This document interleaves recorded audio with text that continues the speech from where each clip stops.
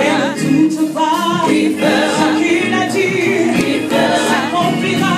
Il n'est pas un homme pour te mentir. Il est fils de l'homme pour se repentir. Ce qu'il a déclaré sur ta vie, il fera votre coup. Il fera votre coup.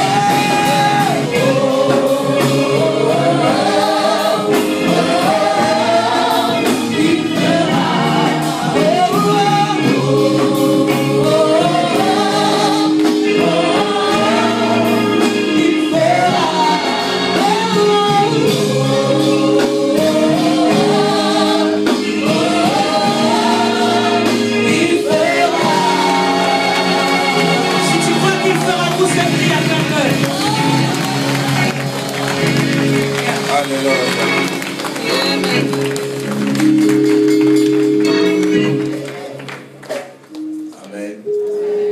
Est-ce que quelqu'un peut donner une offrande d'acclamation?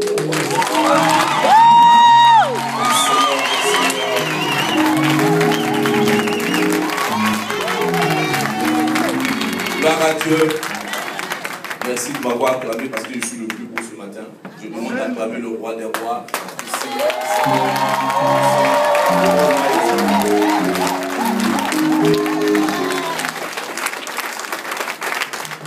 Alléluia. Amen. Que Dieu vous bénisse. On peut s'asseoir dans la paix du Seigneur. Je suis heureux d'être là ce matin. Avec que Dieu te bénisse. Je veux bénir le peuple de Dieu. Les diacres, les anciens et toute l'église. Amen. On m'a donné un thème à traiter. Nous allons ensemble le voir. Amen. Nous allons nous tenir debout. On va chasser un démon d'abord avant que je ne commence à prêcher. Tenez-vous tous debout. Alléluia. Il y a un thème qu'on m'a donné, mais je vois qu'il y a un démon qui a arrêté, qui n'est pas... Il ne doit même pas être ici. Il y a un démon contre l'évangélisation dans cette église. Si tu tiens la porte, tu vas prendre l'autorité ce matin. Tu vas lier ce démon avec moi. Tu vas le chasser de ce lieu. Je dis prends autorité. Je n'ai pas dit parle comme tu sais que tu étais dans ta maison. Je dis prends autorité avec moi et tu vas le chasser parce qu'il faut qu'on parle. C'est autorité comme ça d'après nous. C'est quel démon qui va sortir avec celui qui va faire le faire? J'ai dit de prendre l'autorité et de demander à ce que ce démon-là parte de ce lieu. Chasse ce démon.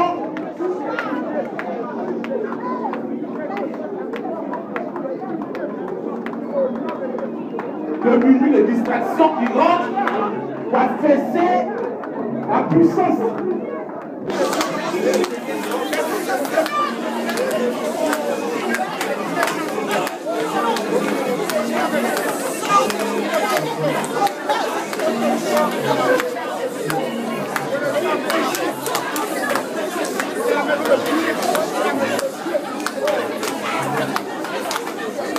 Amen. Amen.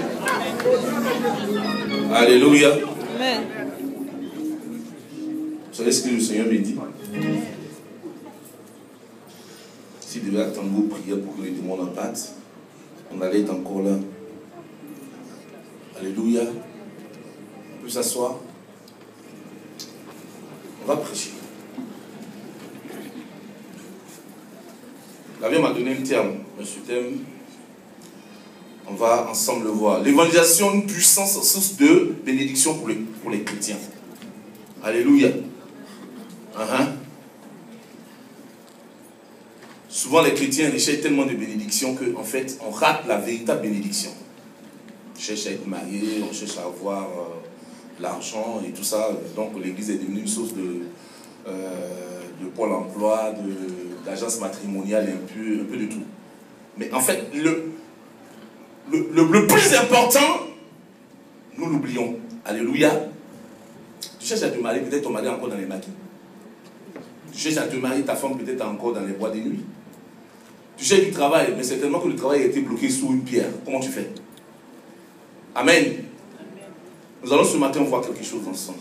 Matthieu, Jean chapitre 14, à partir du verset 1 au verset 14. Je vous lis la parole. Je vais travailler avec quelqu'un ce matin. Quelqu'un qui peut me lire la parole ensemble.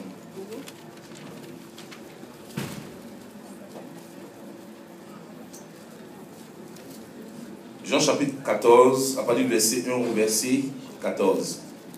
Lis pour moi s'il te plaît. Je lis la parole du Seigneur. Que votre cœur ne se trouble point. Il dit quoi? Que votre cœur ne se trouble point. Que votre cœur ne se trouble point. Continue. Croyez en Dieu et croyez en moi. Il y a plusieurs demeures dans la maison de mon Père. Si cela n'était pas, je vous l'aurais dit. Je vais vous préparer une place. Arrête-toi un peu. Il dit, croyez en Dieu et croyez en moi. Alléluia. C'est le Seigneur Jésus qui parle. Hein. Et il dit, il y a plusieurs demeures dans la maison de mon Père. Si cela n'était pas, je vous l'aurais dit. Je vais vous préparer une place. Continue. Et lorsque je m'en serai allé et que je vous aurai préparé une place, je reviendrai et je vous prendrai avec moi, afin que là où je suis, vous y soyez aussi. Très bien. Il dit,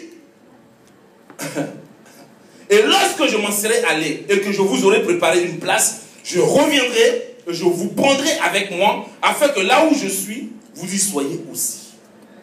Je dis amen avec moi. Amen. Donc ça veut dire que quand tu deviens chrétien, c'est pas seulement d'être assis dans une église. Continue, parce que je vais décortiquer ça vers la fin. Vas-y. Vous savez où je vais et vous en savez le chemin. Il dit, vous savez où je vais et vous en savez le chemin. Thomas lui dit, un incrédule, Seigneur, nous ne savons pas où tu vas. Comment pouvons-nous en savoir le chemin? Thomas a eu l'audace de dire au Seigneur, comme lui c'est un incrédule, Seigneur, nous ne savons pas où tu vas. Comment pouvons-nous en connaître le chemin? Bien, comment pouvons-nous savoir le chemin? Jésus lui dit quoi? Donne-moi la réponse. Le verset 6. Jésus lui dit, oui. Je suis le chemin, la vérité et la vie. Nul ne vient au Père que par moi. Alléluia. Jésus répond très simplement. Il dit, je suis le chemin, la vérité et la vie. Trois choses. Alléluia. Amen. Je vais m'arrêter un peu là avant que tu puisses continuer. Reste avec moi. Il dit que votre cœur ne se trouble point. Croyez en Dieu et croyez en moi. Il y a plusieurs demeures dans la maison de mon Père. Si ce n'était pas, je vous l'aurais dit. Je vais vous préparer une place. Et lorsque je m'en serai allé et que je vous aurai préparé une place, je reviendrai et je vous prendrai avec moi afin que là où je suis, vous en soyez aussi. Vous savez où je vais et vous en savez le chemin. Thomas lui dit, Seigneur, nous ne savons pas où tu vas. Comment pouvons-nous en savoir le chemin? Jésus lui dit, je suis le chemin, la vérité et la vie. Nul ne vient au Père que par moi. Ça m'amène à réfléchir à quelque chose. Je me pose une question. Pourquoi Jésus, dans ces derniers temps de ministère, peut pouvoir parler à ses disciples de la sorte? Mais quand je regarde dans le fond de la chose, je comprends que les disciples avaient encore un travail à faire. Il y avait encore un travail à faire. Beaucoup de chrétiens se disent aujourd'hui, le fait d'avoir confessé Jésus-Christ et que je suis sauvé, alors j'ai le salut, c'est fini, je n'ai plus d'efforts à fournir. Je vous annonce aussi que le salut, on peut le perdre.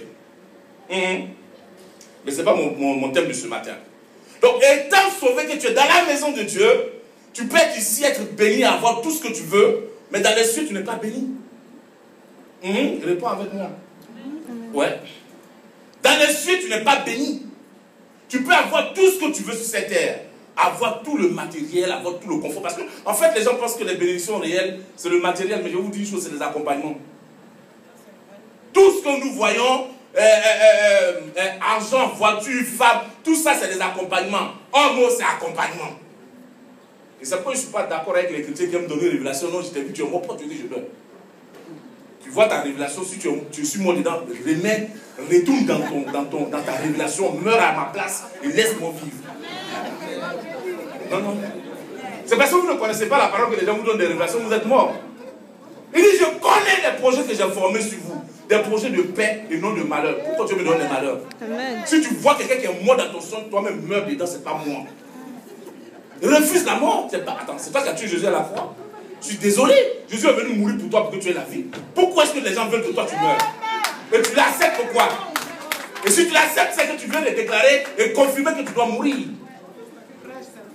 Toi, tu es couché chez toi, tu finis de manger, tu as un son, tu le vois, je suis mort dedans. Pour quelle raison? Tu penses par là, ben Dieu.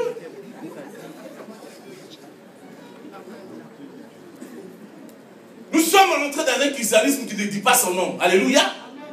Mais on a été gagné à Christ. Mais ce n'est pas le travail de quelqu'un d'autre que nous avons été gagnés. Et cette personne est venue la proclamer l'évangile. Dieu l'a utilisé. Certainement c'est ta soeur, c'est ta petite soeur, ton grand frère qui t'a annoncé l'évangile. Et toi tu es venu à l'église. Mais qu'est-ce que tu fais quand tu rentres à l'église toi? C'est là l'erreur. On commence à prier pour avoir mari. On commence à prier pour avoir voiture. Mais tout ça là, c'est des choses, c'est des accompagnements. Il dit recherchez premièrement le royaume des cieux. Avec sa justice. C'est ce qu'on refuse. Hein? Et tout le reste vous sera donné par dessus. Donc tout le reste, il ne compte même pas ça. C'est déjà fait. Alléluia. Et le chrétien se borne à pouvoir rester dans ce canevas. Quand on dit, on va faire un programme d'évangélisation, rares sont les chrétiens qui sont présents. Ou bien même qui évangélisent, ou bien même qui gagnent des âmes. Nathanaël a fait quoi? Il dit, viens et vois. Il a gagné une âme. Le plus grand évangéliste, c'était qui? Dans la Bible, c'est qui? Vous ne connaissez pas, c'est Jonas. Il a prêché toute une vie, c'est donné au Seigneur. Alléluia. Mais aujourd'hui, nous faisons quoi? On ne sait pas prêcher. Hein? On prend les forfaits et puis à nous aller pour nous travail. Je viens là-dessus, on va venir. Vous m'avez invité, non? Alléluia. Amen. Mais Dieu nous rejette dans quelque chose. Et la vérité qu'on ne nous dit pas, ou bien ce que nous ne voyons pas, ou bien que le diable veut nous cacher, c'est ce que je vais vous révéler ce matin. Il dit, je vais pour vous préparer une place. Mais attends, il dit, s'il n'y avait pas plusieurs demeures dans la maison de mon père, je vous l'aurais dit. Donc c'est-à-dire que, dans les cieux là-bas aussi, il y a des places, hein, mon ami. Il y a d'autres qui peuvent habiter ici, excusez-moi du terme. Qui seront dans la foule, c'est écrit dans l'Apocalypse. Hein. Il y a d'autres qui seront à la table, il y a d'autres qui seront dans le palais, et il y a d'autres qui seront dans la foule. Donc ça veut dire que il y a Montreuil, il y a Saint-Denis, il y a Neuilly-sur-Seine. Jusqu'à ce qu'on arrive à Man-la-Coquette, mon ami, tu vas te trouver où?